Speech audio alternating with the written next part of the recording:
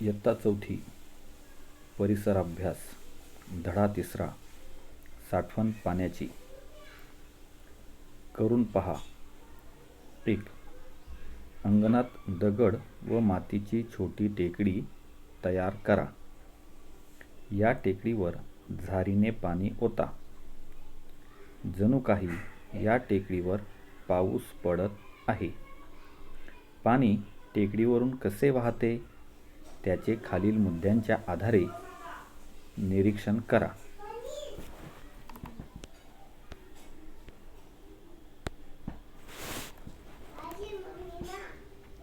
पाणी कुठून कोठे वाहते? जास्त उतारावर पाणी कसे वाहते? कमी उतारावर पाणी कसे वाहते? दगडांमुळे अडथळा येतो तेथे काय होते? कोणत्या भागात तळी तयार होतात? पाणी वाहण्याची दिशा कधी बदलते?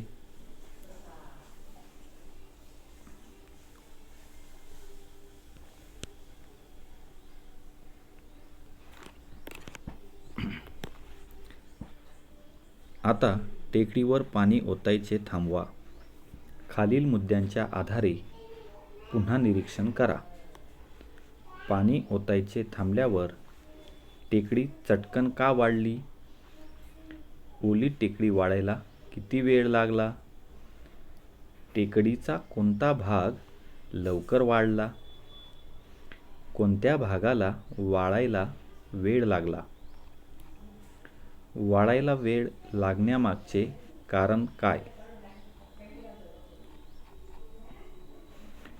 तुमच्या असे लक्षात येईल की पावसापासून मिळणारे काही पाणी जमिनीवरून वाहून जाते, काही पाणी जमिनीमध्ये मुरते.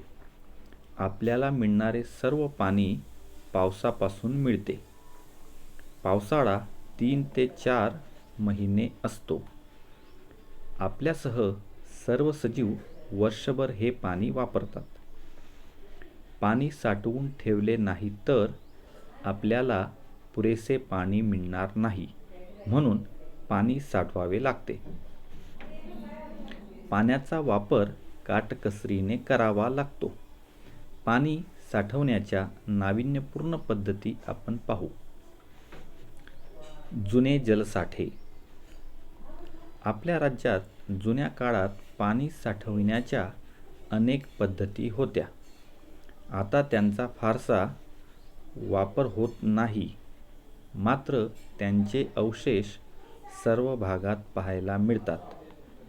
त्यातील काही खूप सुंदर आहेत.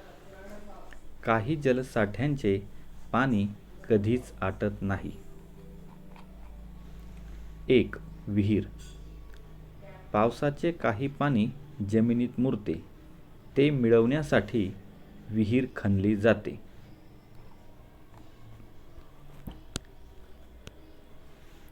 2. किल्ल्यांवरचे तलाव व टाक्या. पूर्वी किल्ल्यांवर लोक राहायचे. त्यांनाही पाण्याची गरज होती. किल्ल्यांवर तलाव असायचे. त्याचबरोबर दगडात खणलेली पाण्याची टाकी असायची. या चित्रात शिवनेरी किल्ल्यावरील तलाव आपल्याला दिसत आहे. 3. आड. पिण्याचे पाणी मिळवण्यासाठी पूर्वी आड खणले जायचे. त्यांचा घेर कमी असतो. दोरीला बांधलेले भांडे, त्यालाच पोहरा म्हणतात, टाकून त्यातून पाणी काढले जायचे. सांगली जिल्ह्यात आटपाडी हे गाव आहे. या गावात पूर्वी प्रत्येक वाड्यात आड होते. या आडांना वर्षभर पाणी असायचे. पुढे या गावाला नळाने पाणी पुरवले जाऊ लागले. त्यानंतर आडांचा वापर बंद झाला. ते बुजवले गेले. आता या गावात खूपच कमी आड उरले आहेत. अनेक गावांमध्ये असे झाले आहे.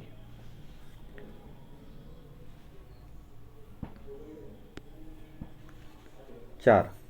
नदी व बंधारा. नदीचे पाणी अडविण्यासाठी नदीवर दगड किंवा मातीचे बंधारे बांधले जातात. या चित्रात आपल्याला नदीवरील बंधारा दिसत आहे. 5. जुने तलाव. कमी पावसाच्या भागात किंवा मोठी नदी नसलेल्या भागात पूर्वी तलाव बांधले जायचे.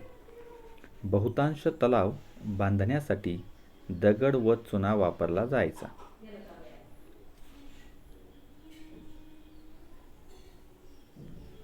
या चित्रात आपल्याला नाशिक जिल्ह्यातील चांदवड येथील एक तलाव दिसत आहे. 6. जुने हौद. पूर्वीच्या काळात पाणी साठविण्यासाठी हौद वापरले जायचे. मुख्यतः जुन्या काळातील मोठ्या शहरांमध्ये असे हौद आहेत. त्यापैकी काही आजही वापरात आहेत. हा छत्रपती संभाजीनगर या शहरातील हौदाचे हे चित्र आहे. तुमच्या परिसरात पाणी साठवण्यासाठी अशा जुन्या व्यवस्था आहेत का ते शोधा. काय करावे बरे? सावनी आणि अमेय यांच्या घरी नळाने पाणी येते. त्यामुळे आता जुन्या काळापासून वापरल्या जाणाऱ्या घरातील आडाचे पाणी वापरले जात नाही. या कारणाने आजी फार नाराज झाली आहे. सावनी आणि अमेय पिण्याशिवाय आडाचे पाणी कशासाठी वापरू शकतील? त्यांनी काय करावे हे तुम्ही सांगा. नव्या व्यवस्था. 1. धरण.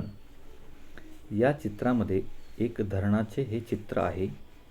यामध्ये एका नदीवर भला मोठा बांध बांधला जातो आणि त्यामध्ये नदीचे पाणी अडवले जाते.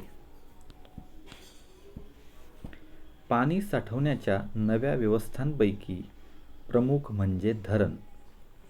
या धरणांमुळे खूप जास्त पाणी साठवता येऊ लागले. जास्त पाणी मिळाल्याने जास्त शेती पिकवता येऊ लागली. शहरे वाढू शकली. कारखाने उभे राहू शकले.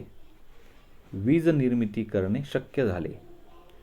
महाराष्ट्रात जायकवाडी, कोयना, उजनी, येलदरी अशी अनेक मोठी धरणे आहेत.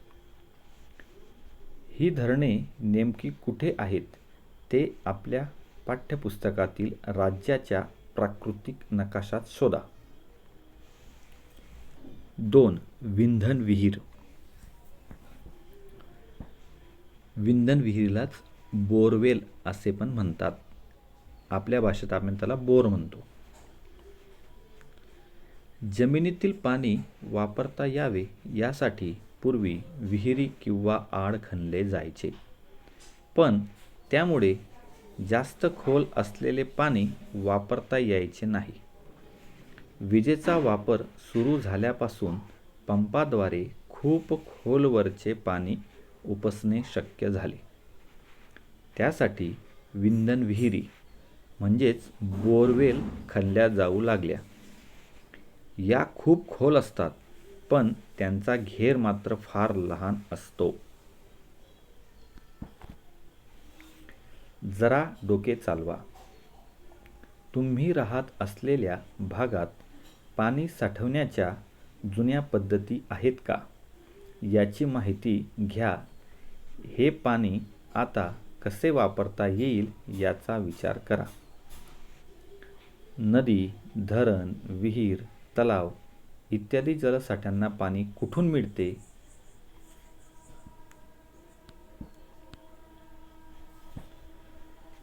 पाणपोई. घराबाहेर पडलेल्या लोकांना तहान लागल्यावर पिण्यासाठी पाणी लागते. यासाठी काही ठिकाणी रांजण अथवा माठ पाण्याने भरून पाणी पिण्याची सोय केली जाते. ती पाणपोई होय.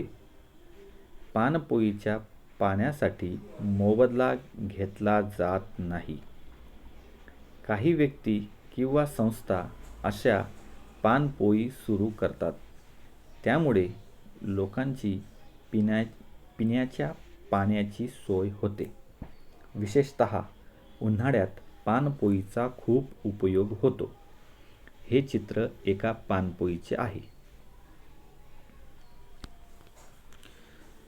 माहीत आहे का तुम्हाला, छत्रपती शिवाजी महाराजांनी दुर्ग म्हणजेच किल्ले उभारताना पुढील सूचना केल्या. गडावर आधी उदक म्हणजेच पाणी पाहून किल्ला बांधावा. पाणी नाही आणि ते स्थळ तो आवश्यक बांधणे प्राप्त झाले तरी आधी खडक फोडून तडी बांधावी. गडावरी झराही आहे, जसे तसे पाणीही पुरते, म्हणून तितक्यांवरती निश्चिंती न मानावी. याकरिता तसे जागी जाखिर्याचे म्हणजे साठवलेले पाणी म्हणून 2-4 तळी बांधावी. त्यातील पाणी खर्च होऊ न द्यावे. गडाचे पाणी बहुत जतन करावे. म्हणजे यातून आपल्याला असा संदेश मिळतो की शिवाजी महाराजांनी किल्ले बांधतानाही पाण्याचा विचार केला होता आणि त्याप्रमाणे त्यांनी तशी तळी त्या किल्ल्यांवर बांधून ठेवली होती. आपण काय शिकलो? पाणी साठवण्याच्या पारंपरिक पद्धती, पाणी साठवण्याच्या सध्याच्या पद्धती, पाण्याचा काटकसरीने वापर. हे नेहमी लक्षात ठेवा. पाणी ही नैसर्गिक संपत्ती आहे. तिचा वापर सर्वच सजीव करतात. याचे भान ठेवून पाण्याचा वापर केला पाहिजे. धन्यवाद.